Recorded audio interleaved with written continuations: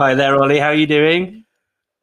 Great, thank you, Mark. How are you? Yeah, I'm really good. You know, I always get a little buzz, and not just from the vibration on my phone, but I get a real kick when I get a little notification which says, watch now, Learn Live UAE is live now. I get a real buzz from that. I love doing the shows.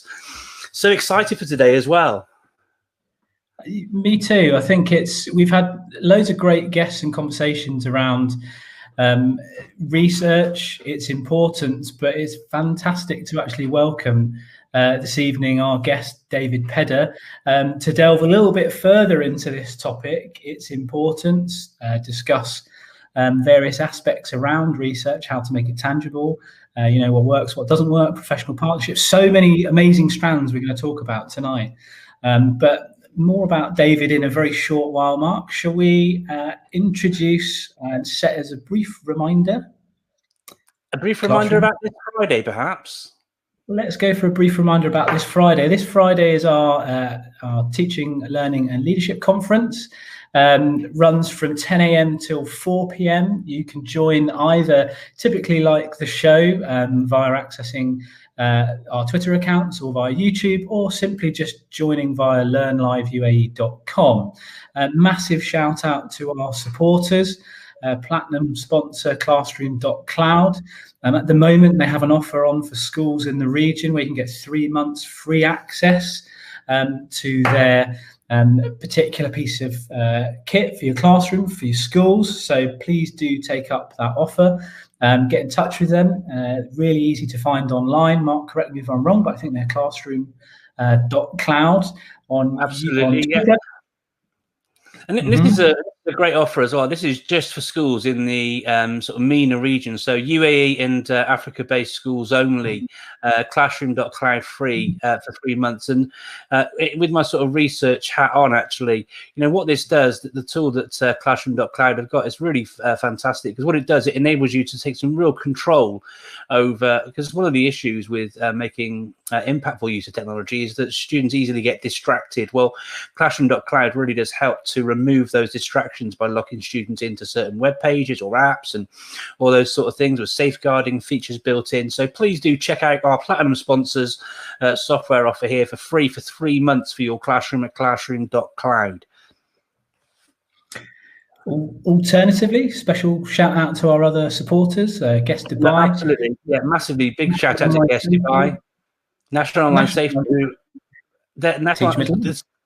Teach Middle East magazine too, obviously. But what's really lovely with National Online Safety offer as well, they're donating 3 $100 Amazon vouchers as prizes throughout the conference on Friday as well. So, and as Ollie and I said, both in our recent little agenda broadcast and last week, it's just lovely to be supported by companies that are really and organizations that are really prevalent in the region, particularly with Guest and Teach Middle East magazines. So thank you so much to the teams in those organizations for their support of the event as well. Thank you so much. We wouldn't be able to do the event and run it without your support. So thank you all so much. Thank you. A little shout out as well. We've had minor adjustment to our agenda. You can access new updated agenda on the website, learnliveuae.com. You can also see the titles of the presentations from all of our amazing speakers across the region. We will obviously tweet that later, but if you cannot wait to find out, please do check out the website. Another little reminder.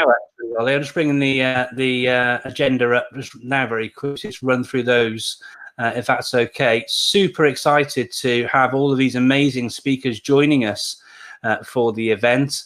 One slight adjustment on the schedule is that we've now got Mary Mayat joining us as a keynote presenter on the day. And she'll be on from 11:35 to 12:05 with a presentation talk titled High Challenge for All for professionals and pupils. As you can see, we've got a really broad and diverse agenda here, enriching Islamic education online, making CPD work in the new normal from previous guest James McBlain from BSAC. We've got Matt Clark, Head of Science from British School of Muscat, talking about workload and capacity developing your teams. All sorts of fantastic presentations and professional learning opportunities from all of these fantastic speakers on the day at the event. Really, really excited, Ollie. It's all coming together nicely, isn't it? coming together really well. Yeah, I'm really excited to hear from such a diverse range of speakers. But let's chip on with this show tonight, Mark. Just another little reminder, next Monday's show is focused on the learning rainforest. So a call to action, if you've got any questions around the learning rainforest that you'd like us to pose to our special guest for this show, author of Learning Rainforest and many other fantastically well-received books in the region, Tom Sherrington, please do fire them in our direction, either on the night live via YouTube, or you can send them to Mark and I through our Twitter accounts, so that we can pose those questions to Tom. But that's not why we're here this evening. Tonight, our title of the show is The Researcher Teacher, and really excited to welcome Professor David Pedder onto the show. He is the Deputy Vice-Chancellor Academic at the Emirates College of Advanced Education. So without further ado, Mark, let's welcome David onto the show. Yeah, brilliant stuff. Welcome, David. Yes, good evening, everybody. Thank you so much for this opportunity. But it's lovely that you say that. We're the ones who feel this. We've got the great opportunity to actually question you. So thank you so much for choosing to come and join us this evening. We introduced you and sort of shared about your current role. But could you share with our audience and guests a little bit more about yourself and your experience and what it is that you do, please? Sure. So, I mean, just briefly mapping my road to where I am now and the topics we're going to be discussing tonight. I mean, I did my PGCE in the mid-80s at Birmingham University, and then I spent 3 years in Japan teaching English as a foreign language. And then very formatively, I spent 6 years with the Voluntary Service Overseas Program in Papua, the easternmost province in Indonesia, working as an English teacher at a Catholic high school. And the teachers in that area were isolated from most professional learning opportunities available to other teachers, for example, in Java or Sumatra or other areas. And so there was an important role over that 6-year period of working with teachers to introduce and work with them to create appropriate methods of teaching English.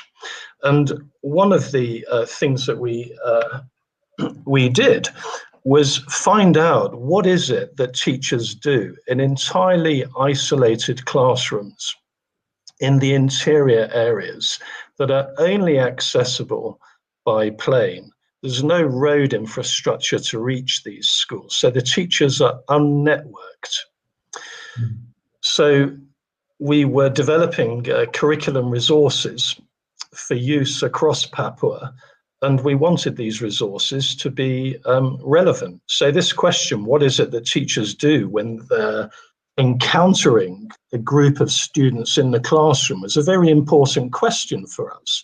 And me and a team of local teachers, we asked that question as teachers, not as researchers, but it is in fact a research question. I mean, we hung out with teachers in different areas. We asked them about their work. We observed what happens. All of these are research activities, but none of us had a research identity. We were teachers. So to cut a long story short, it was an amazing professional experience in Papua. But I left Papua absolutely convinced of the practical relevance of educational research to advancing practice in schools and classrooms anywhere. So on completion of voluntary service, I took a master's in educational research methods at Oxford University. Then I went to Cambridge to take my PhD, and I was 15 years at Cambridge. I took my PhD. I was a full-time research associate there. Then I took up a lectureship and a senior lectureship Then I moved to Leicester University, where I was a professor of education there and director of research.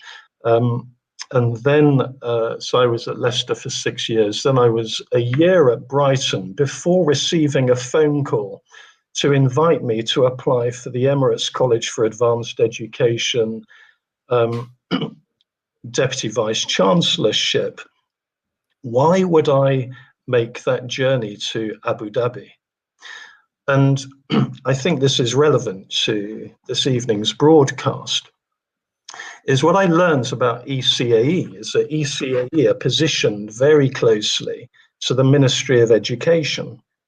And an important part of our mission now, as it was then, was to work closely with the Ministry of Education to support practice and policy change in the UAE education system.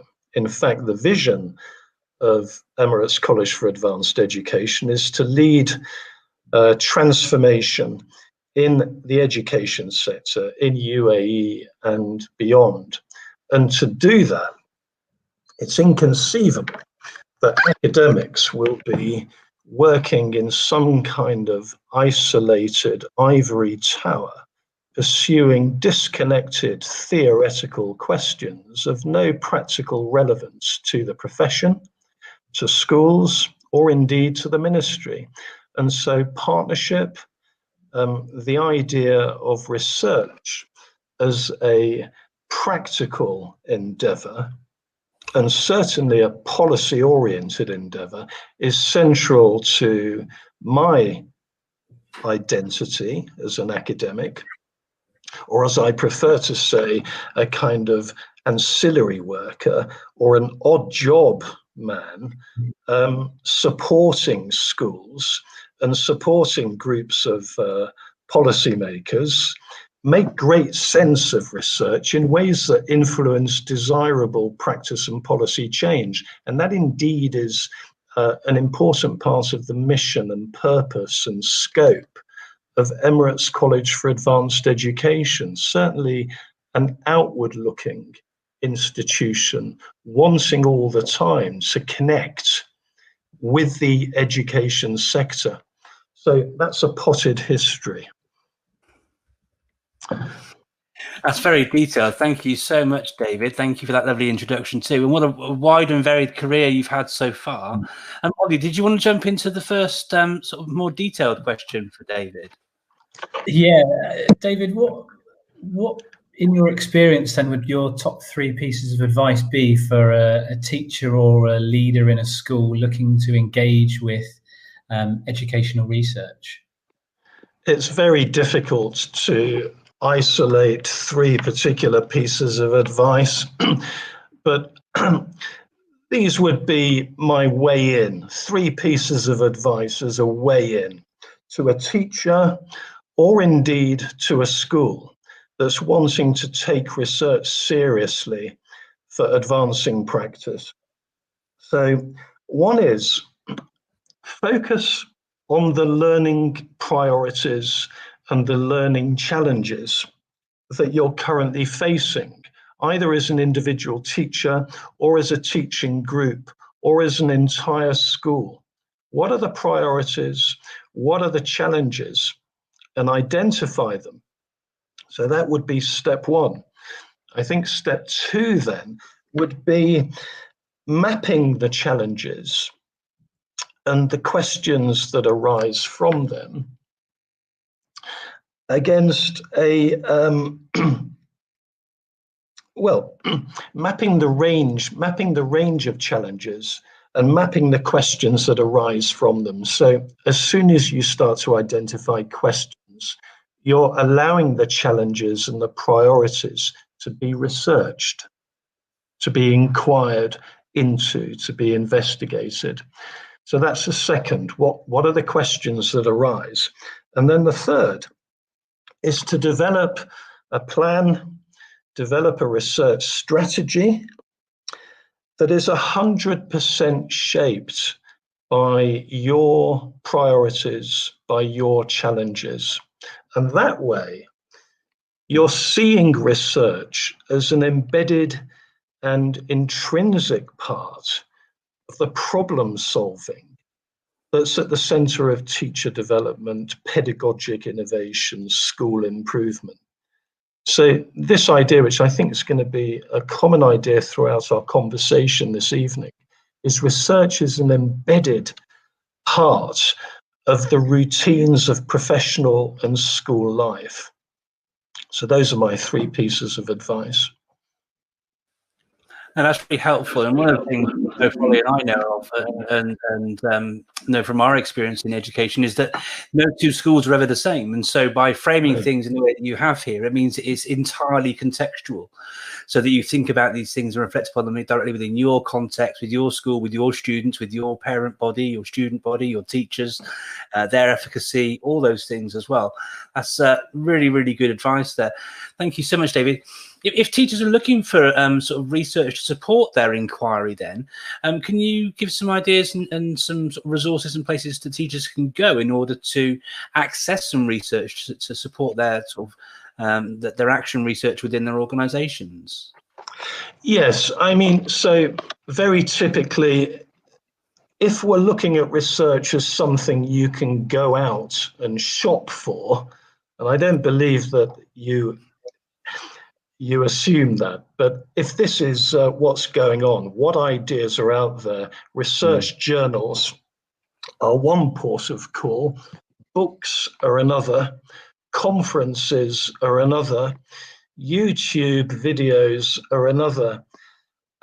So there's quite a wide variety of resources, but it's problematic. I mean, so if we open a research journal, or even a research-focused book written by a university team of researchers, these, these publications are characterized by quite dense language. They're long as well. The books have many pages. And I've carried out research into this, and teachers find very little practical value in much of the research resources that are conventionally available to them. So libraries, of course, are another, particularly university libraries. And for schools that have an active partnership, such as BZAC, for example, they can access a university library such as our own and access research resources openly and on an open access basis. So given these problems, I think my response to your question is be very careful about shopping for research, particularly off the peg research solutions to complex problems that I as a teacher experience in my context of study, and think much more about cultivating the practices and accomplishments really of a research school where you're less reliant. You're certainly not blind to the external research environment, but you take seriously the research that you're cultivating in your own school environment.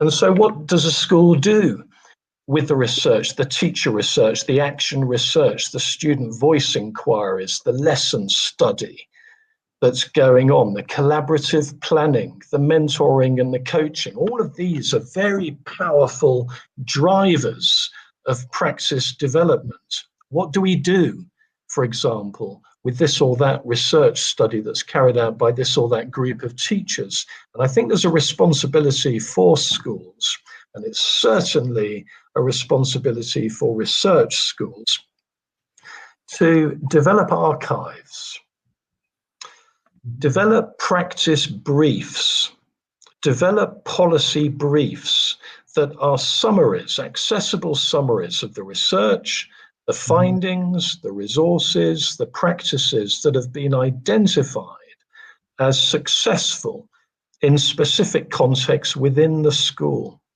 And that's a very, very powerful source of research insight. So developing policy and practice briefs and making them available to your staff would be an additional source of research-based insight from my side. That's really insightful, and it really does sort of differentiate between the research that you can get sort of off the peg, like you said, the sort of reading it from those different sources and things, comparing it to what you can actually do in house and those sorts of things. You mentioned, just following up on the original question, you mentioned a second ago then about sharing it with teachers in the school so that they can sort of look at how they can deploy that activity within their own context within the school. But do you advocate, or do you have experience related to that by sharing with other stakeholders, such as parents, and the impact that might have in sort of involving those sort of conversations? Because sometimes I've heard, read, and different things around the importance of developing and curating those relationships between child, home, and school and things. Is that something that you would advocate for? I completely advocate it. It's like every member is a stakeholder in the advancing practice enterprise, if you like. Everybody has a role. Everybody needs to be inside the discourse, inside the narrative, inside the story, not only learning the lines, but creating the story itself. If you think about the wealth and richness of expertise and experience among the parent body, for example, where schools engage with parents, not merely as the parents of the students, but also as independent sources of potential expertise for the school operation, I think you're getting into an entirely different dialogue. And there's no reason why parents, as well as governing bodies, we take for granted that senior leadership teams, teachers and students have a say, but there's no reason why parents, governing bodies can't have a say in the development of a school's research strategy. After all, as many schools, in fact, as all schools are aware, parents have an important, vital role in optimizing the quality of learning of students. Therefore, if a school's to develop a research orientation and commitment, I think parents have a key role in shaping what that commitment might look like. So, we don't need to listen to people like me from the university saying what research is and what counts as research. I think we've got to completely open up the research box and then see what is the research potential. In other words, what is the potential for creating new knowledge out of this or that activity, this or that forum? It's great to hear you include the importance of all stakeholders there and give really tangible kind of action points. How can schools in the region and universities go about fostering that collaborative work? What advice would you give to get started?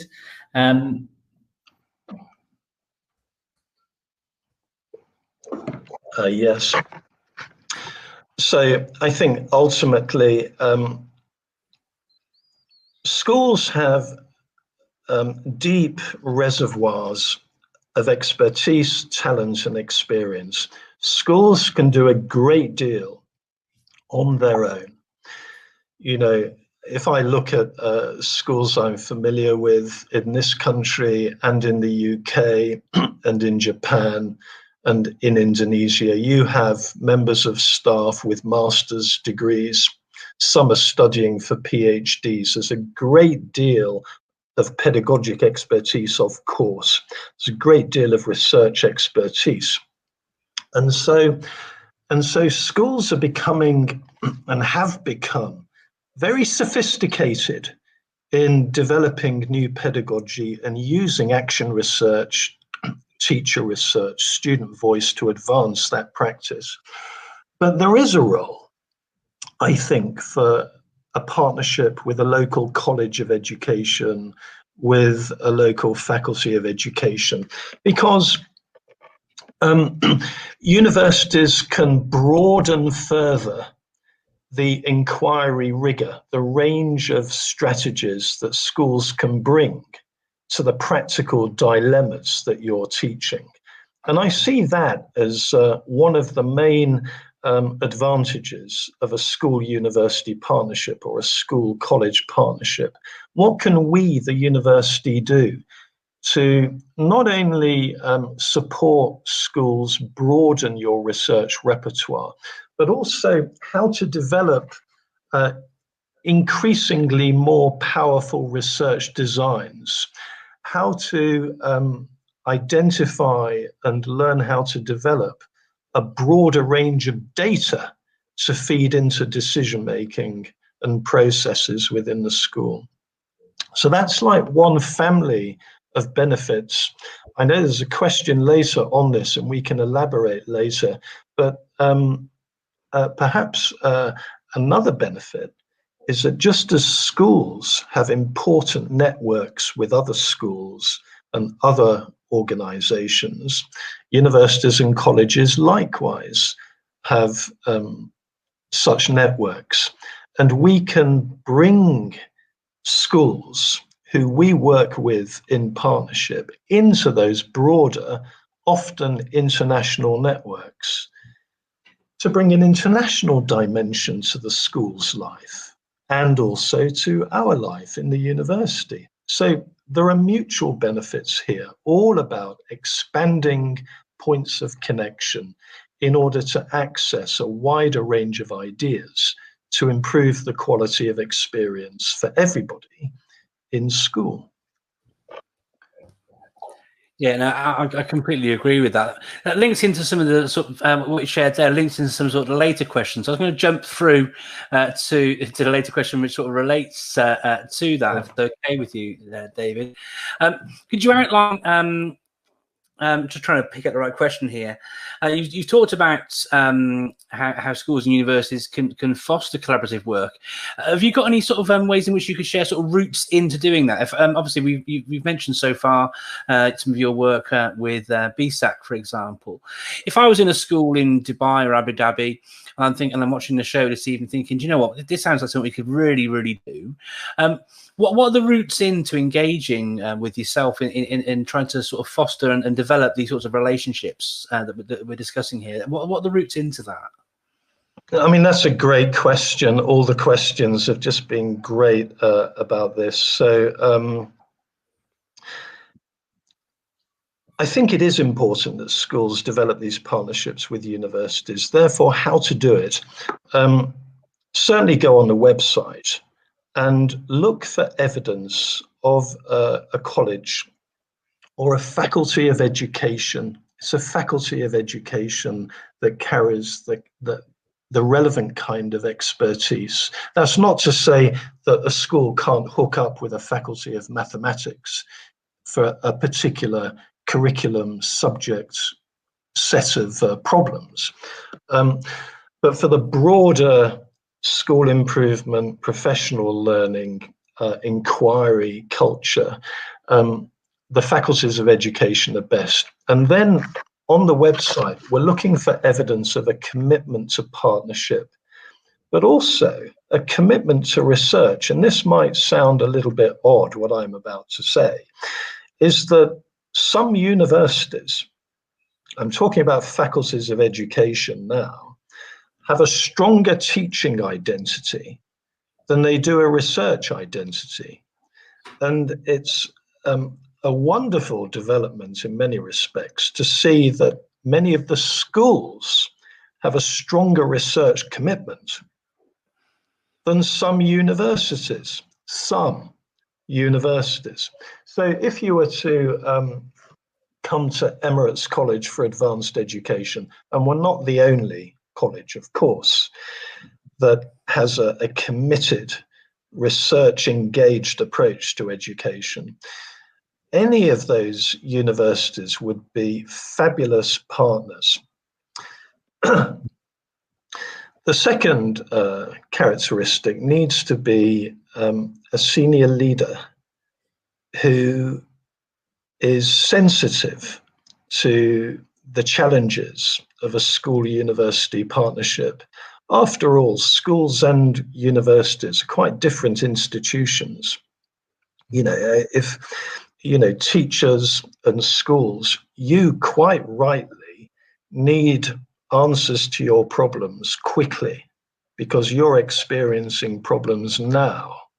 Problem needs to be solved now. University research teams, for a variety of very understandable reasons, take longer.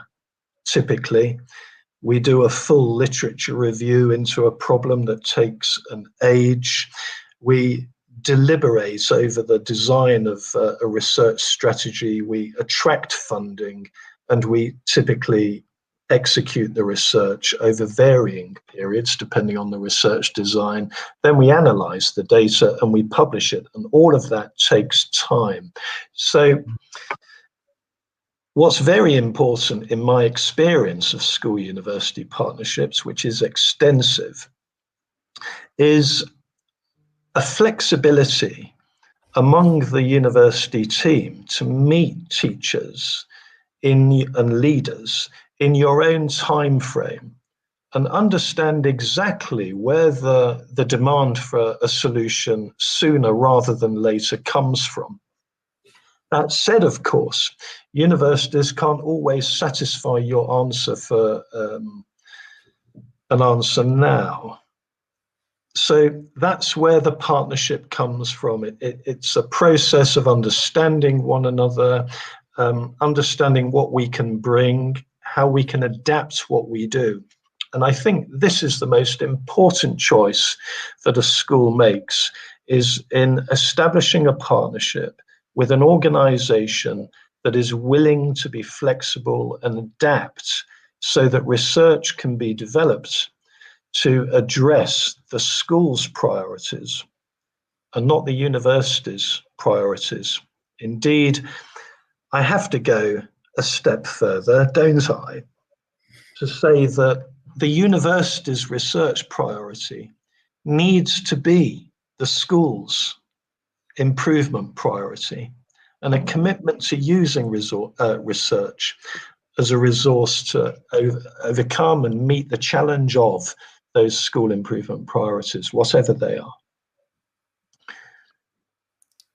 That's a great... Can I sort of follow up on that? I mean, this links. Sorry, Ollie. This links to another question we've got on the list as well. But you mentioned the M word, money. All of these things take money in order to sort of happen. And you talk about attracting funding. Have you got any sort of ways in which universities or like yourself at Emirates College for advanced education can attract funding to sort of do these sort of things, and where might schools sort of turn to in order to try and find the funding to do that? And that links into another question, which is also about the time factor, because this takes time. And if you're involving teachers who are teaching and got heavy workloads already, is there money available to attract that would have sort of support the option for to maybe sort of get some time on for cover or these sort of things as well? I sort of dig often into the practicalities of things, which is why I'm sort of going down this route a bit. But obviously, time and money are the things that teachers and schools are always calling out for: more time for professional learning, more time for X, Y, and Z. Have you got some ideas and sort of routes into sort of funding stream to support this sorts of important work? It's a very important question, this. So let's take the money question first and take the time question second. So money. Faculties of education, colleges of education have research funds, were structured for research in that way. So at Emirates College for Advanced Education, for example, every faculty member has access to the research fund, and they develop proposals which are evaluated by a research and grants committee. Colleagues are also, this does relate to schools, by the way, colleagues who do submit proposals to the Research and Grants Committee for funding also receive formative feedback on those proposals. So it's a supported process up to the point of funding. So at the moment, for example, we work with British School Al Khubayrat, and in particular, we work with Nigel Davis, James McBlain, Casey Holmes, and we're working with them at the moment to develop a research project on successful online and hybrid pedagogies. We have 3 teams working on that research. One is carrying out an international literature review on best practice, best online and hybrid pedagogic practice. Another team is looking at effective online and hybrid pedagogic processes and outcomes related to students' engagement, behavior, learning outcomes, values, beliefs. And a third related project is looking at professional learning and leadership dimensions related to successful online and hybrid pedagogies. So you've got 3 teams from Emirates College for Advanced Education working with 3 teams from BZAC. They're putting together a joint research proposal. It will be presented to our Research and Grants Committee for a funding decision. And so funding is available like that. It's through that process. So without the partnership, you don't have the dialogue and the collaboration needed to access the kind of funding that a university or a college of education might have. So I hope that gives you a flavour about how funding can be accessed in the context of a school-university partnership. The related question of time. So should the funds be used to buy teachers out of the classroom in order to carry out the research, for example? And that is one solution to the time problem.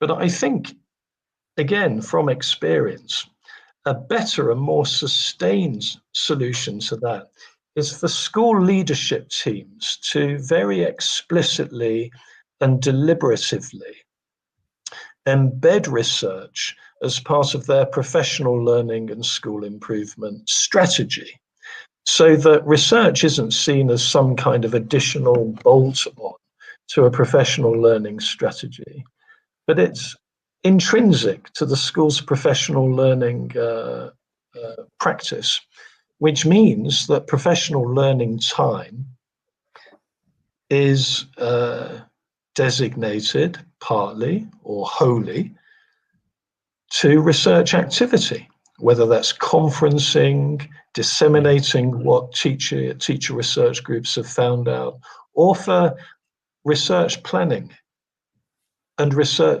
data analysis and writing up. All of this can be construed as professional learning. On that sort of thread of professional learning then, and the kind of meteoric rise in probably the last 15 years or so of teachers engaging in masters and then, NPQs of various levels, and schools engaging with universities so that they can access those types of qualifications. Do you see that a possibility of teachers using this kind of work in research through professional partnerships is evidence towards modules in masters or doctorates or NPQs?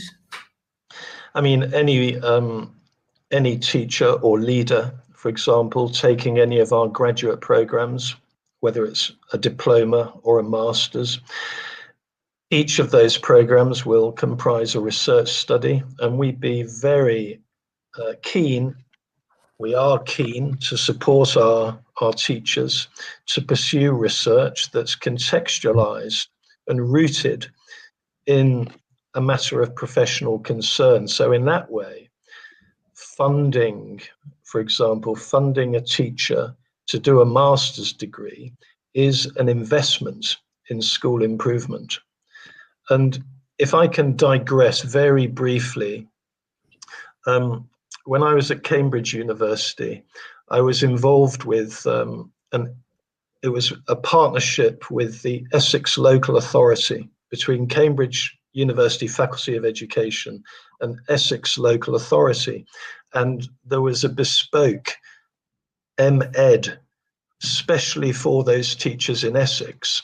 And the local authority partners would work with us to not only select and recruit teachers to that master's programme, but also to identify research topics that relate to the local authorities and the schools' improvement priorities. So there was an entire master's degree shaped by a school's improvement priorities, using research to inform recommendations from participating in that master's program.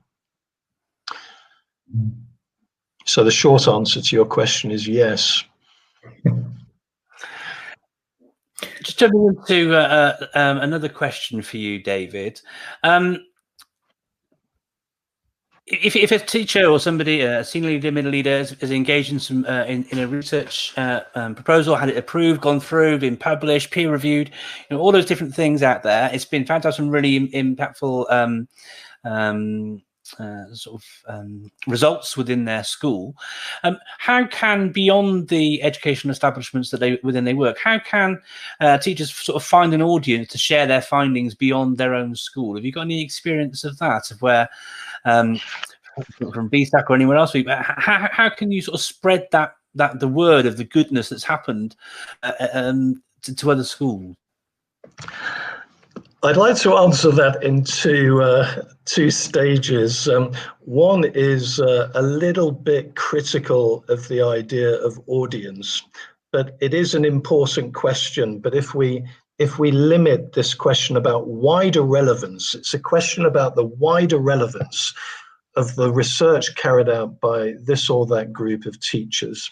And so I think you're right that there are legitimate audiences. How do we access these wider audiences?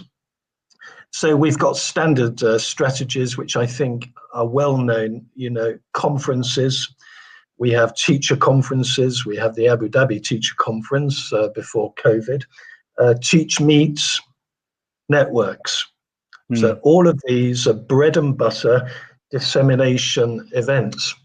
We also have school-university partnerships where teachers can come into the university setting and share their research to that audience, or the university itself can invite teachers to wider conferencing activity that the university is engaged with and expose in a very positive and supportive way, expose teachers to a wider, sometimes international audience.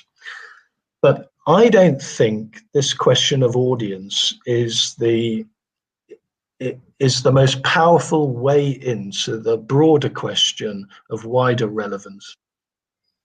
So we're talking here about optimizing impact, optimizing influence. So I don't care how many people I'm speaking to in a conference, but I do care how I can influence policy and practice change. So as a teacher, I want to be working in a school that takes its relationships seriously.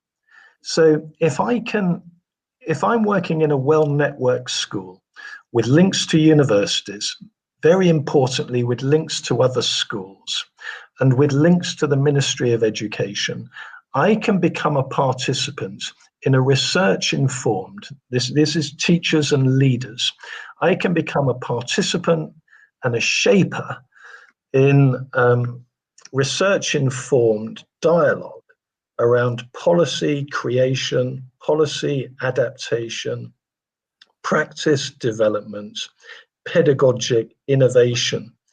So, yes, I need to disseminate what I find out about my own practice through my research by giving talks at conferences, writing up my research for publication in different outlets, writing books.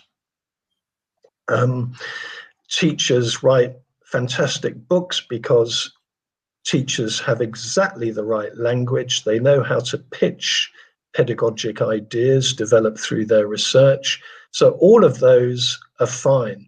But alongside that dissemination strategy, there needs to be this participation in policy development and practice development dialogue.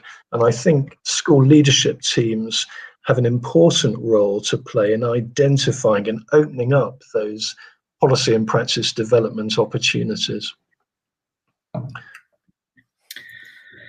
That's a really clear answer to that question that really resonates, and I feel like you've kind of gone whole circle there, building on your answer of support, collaboration, professional partnerships for the better. Given that you can almost always find a counter argument for an approach grounded in research, how can teachers or leaders best marry the piece of research to their actual current practice in schools? Yes, this is an important marriage question where mutual adaptation and accommodation is at the heart. Because I sense through some of the conversations I have with teachers that if, for example, a teacher reads about assessment for learning or dialogic teaching or retrieval practice or metacognition, they might read something from a research journal or from a book, and they will encounter a definition of what those things are. These are the strategies. This is what metacognition is. This is how you develop metacognitive awareness. This is how to orchestrate and nurture dialogic teaching with a group. And then a teacher might be excited by the reading, by the idea, and say, do you know what? I'm going to try that with my class. And they try it with the class, and it doesn't work very well. And a teacher can sometimes respond to that by thinking, I must be doing something wrong, or something's not quite right here. And I disagree with the first and agree with the second. I disagree with the I must be doing something wrong, otherwise it would work. I disagree with that. I agree with, I think there's something wrong. And what's wrong is the generalized idea that we encounter in the literature doesn't match the very specific and particular context. It goes back to that original idea raised earlier about the contextual specificity of teaching and learning. So it's not a question of teachers somehow marrying up the research ideas or the general ideas in the books to the classroom and implementing them and complying with them.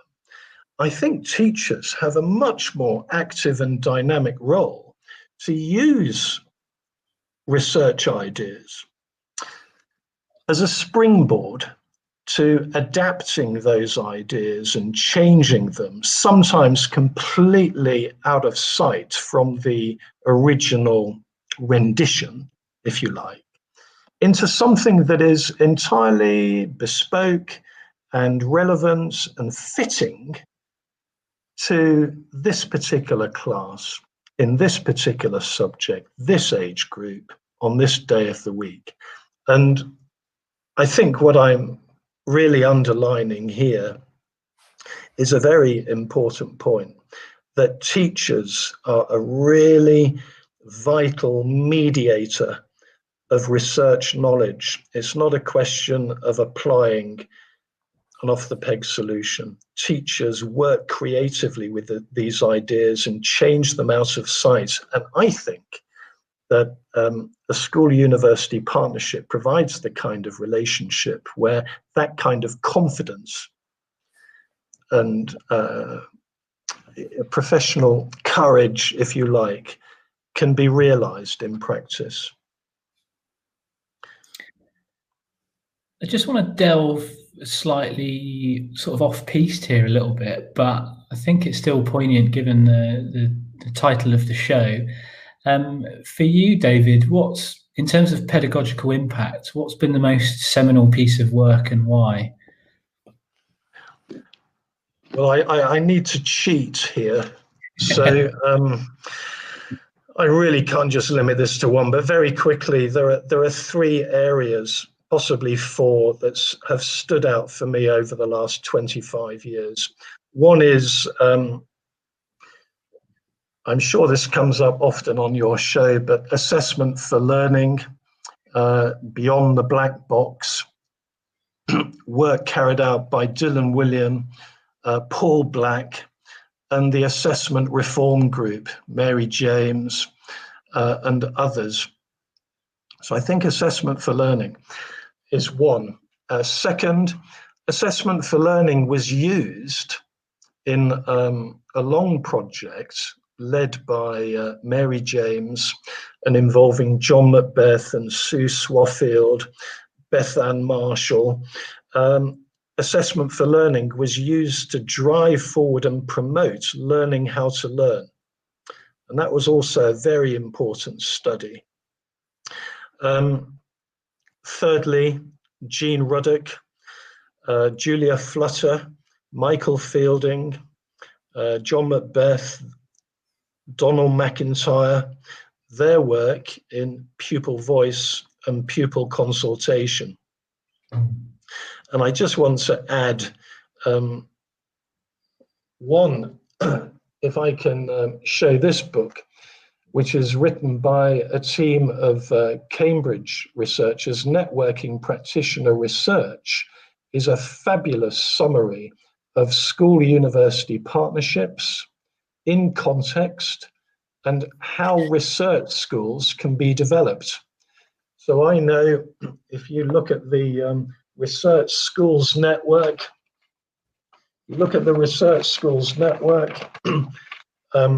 with Dubai College, BZAC, Victoria Heights. This is a self-conscious and deliberate effort to become a research school and have research as a driving force for pedagogic and school improvement. Donald McIntyre's work on networking practitioner research with Colleen McLaughlin and Christine Black-Hawkins is a very important piece of work. And finally, and very topically, education epidemic, a very topical image, is how do great ideas, by David Hargreaves, how do great ideas spread like wildfire, I think. And I think they do so through all the topics that we've discussed this evening. There's so much there. Thank you so much for sharing those, David. As it goes, I did grab a screenshot of you holding up the first book, but I wasn't quick enough to grab the second one. Do you want to hold it up again for me? I do like to share the resources shared and things in the show notes afterwards. So thank you very much for that, and I'll be in touch to get some links to where we can find those things. The black box stuff's obviously very prevalent and is right in my consciousness, but the others I'm really keen to sort of dig deeper into myself. So thank you so much for sharing. I'm very mindful that we're approaching the end of the show, and every show, as we mentioned in our little chat before we went live, we have two questions that we ask as sort of standard questions each and every show to all of our guests.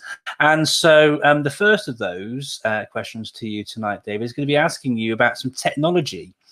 And we purposely sort of swerved away from conversations around efficacy of technology and all these sort of things. But I'm really keen, as is Ollie, to find out what tool you use on a sort of regular basis that really massively helps you do what you do. So could you share that with us, please? Well, I think in my role is I have a leadership role at Emirates College for Advanced Education. So it's very important. How would we respond to COVID? in the delivery of teaching and learning at ECAE. And we immediately established a team to develop an online pedagogy community of practice. And so that's how we've engaged with it as an institution. We've got a thriving pedagogy community of practice.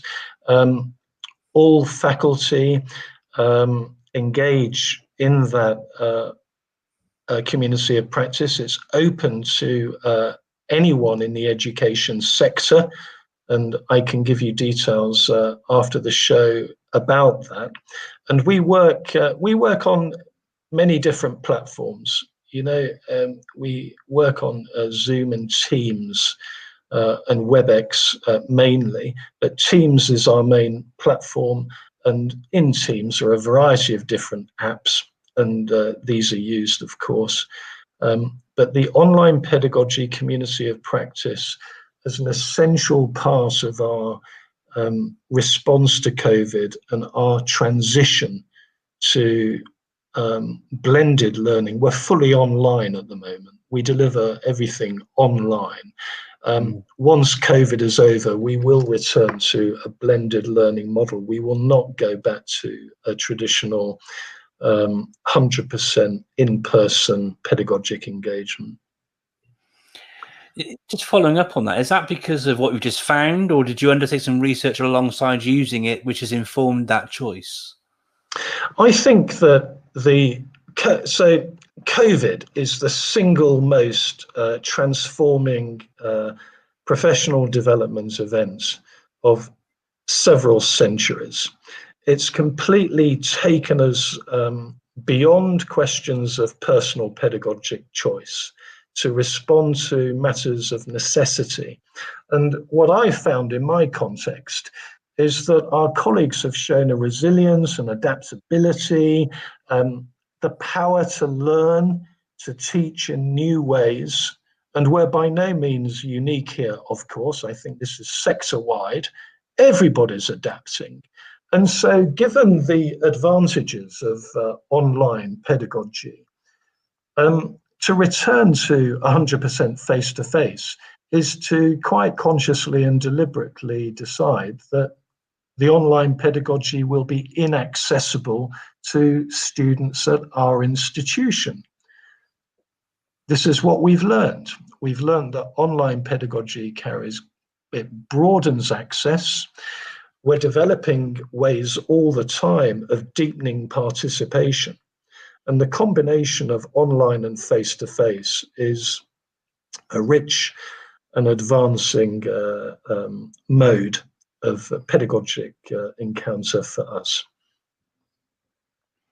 That's a brilliant response. Thank you very much, David. I'll be really keen to find out more details about the platform as well, to engage with that. It's something that I'm hugely involved and invested in myself. So yes, I'm very keen to learn more, engage on that front. Ollie, did you want to ask? I'm sure you'll be interested as well, Ollie. You're just as an advocate. I am, a little bit deeper specifics of how you use Teams, but I'll ask the final question of the show. Could you recommend a non-educational book that's had a positive impact on you as a educator, leader and researcher, please, David? Yes. Okay, so this was quite hard. I do tend to read beyond my discipline. It's important. And both as an educator and as a researcher and as a leader as well, it's very important that I understand just how diverse my colleagues are, my students are, and that we all see the institution in a very different way. So the book which I would recommend is a book by Gareth Morgan, and it's called Images of Organization. Images of Organization. And the book is organized along a number of metaphors of the organization. I'm going to read the metaphors and then just say a couple of brief comments. So one is organization as machine, another is as organism, another is as brain, another is as cultural system, Another is as political system. Another is, intriguingly, but absolutely realistically sometimes, sadly, psychic prison. Another is as an instrument of domination. And another is as flux and transformation. So if you bear in mind those different images of an organization and think that our colleagues are experiencing my school, my college, my university now in all these different ways, what we're faced with is a very challenging range of perspectives. So I don't take for granted that my colleagues or my students see the institution the same way I do. So my challenge, whether as a researcher, a teacher, or a leader, is how to understand how different people perceive the organization, so that I as a leader know how to respond and engage with those different perspectives. So my leadership challenge is really how to engage. If I'm teaching or researching or leading, it's the same challenge. How to engage with a multi-voiced, very diverse body of colleagues, body of community members who see the organization quite differently. So how to maintain a coherent vision, how to maintain a sense of common direction, while at the same time engaging these very different voices. Gareth Morgan, Images of Organization, raises those questions, and there's no easy answers. I might also add that my wider reading of fiction, I also see as a part of my professional development, but I actually read for enjoyment, confirms the picture, because a great novel and all the books that I've read recently are stories that tell me that humanity is diverse. Humanity is it's a multi-voice, it's an orchestra. So how can we bring the melody together? And that's what I find through my research, and that's what I find through my reading. That's brilliant. Thank you very much indeed, David. And what's lovely as well is that sometimes, in conversations with people in roles such as yourself, it's very much and we see this sometimes on Edu Twitter as well, with sort of polar approaches. In that, I'm a progressive teacher, or I'm a traditional teacher, or yes, all this sort of stuff. But what's really shone through in our conversation today is that your approach to all the things, it seems to be really measured and really considered. That recommendation of the book there, where you try to be able to sort of look at how you're working with all those colleagues through all those different lenses that could be sort of reflecting back on you from their perspectives, really does show, I think, the mark of how you approach all these different things. Thank you so much for your time sharing with us today, and for our audiences. I know that it's going to be of massive use to schools, not just in the UAE but beyond. I'll be sharing it to it's quite a large research schools network in the UK as well, as I'm sure you're aware. So through both of our social channels, we'll be sharing this far and wide. This conversation has been really, really interesting on a professional and a personal note for both of us. I don't want to speak for Ollie, so he can say what he wants to say in a moment. But I wonder whether I might make a very quick plug. Would that be possible? Yep, absolutely. So if anybody listening to this conversation is interested in exploring the possibilities of working with Emirates College for Advanced Education in partnership to develop research-oriented approaches to school improvement and pedagogy in challenging times, please contact me.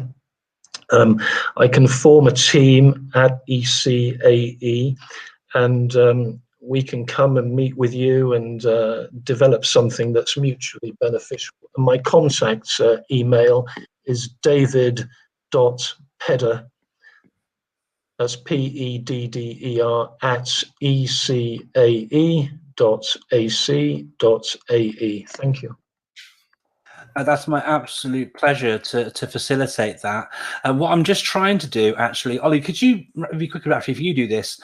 Something I did to help people find you on our flyer was to vanity link your LinkedIn address. Here we go. So if you go to, if you're watching this back and want to find David really easily as well, if you go to bit.ly/David Pedder in your browser, that will take you directly, and you can use this forever and a day yourself now, David. You can go to David's LinkedIn profile, and obviously from there you'll sort of connect with him and follow up on any conversations you may wish to have with David. So that's just bit.ly/David Pedder. So hopefully that does that. Now, a quick question related to that plug, David. Is that something which is sort of specific to the United Arab Emirates? If I'm a teacher at a school in Gloucester, let's say, and oh, this is a fantastic conversation.